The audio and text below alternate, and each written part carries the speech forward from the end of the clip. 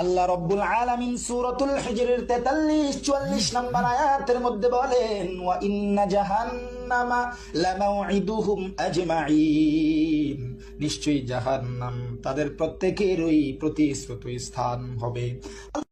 এ বন্ধু, হাফিজুরের দালালি ছাড়ো।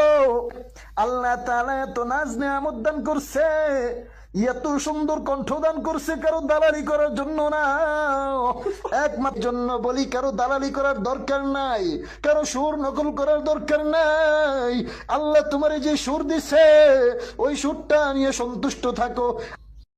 এরে, তুই যে আমারে নসিহত করলি, তোর গলায় তো হাফিজুরের আওয়াজ শোনা যায়। তুইও তো হাফিজুরের দালালি কইরা কইরা আরেকজন রে নসিহত দেস না, না, আরেকজনের দালালি কইরা কইরা অন্য জন রে নসিহত দিস না। ভালো হয়ে যাও।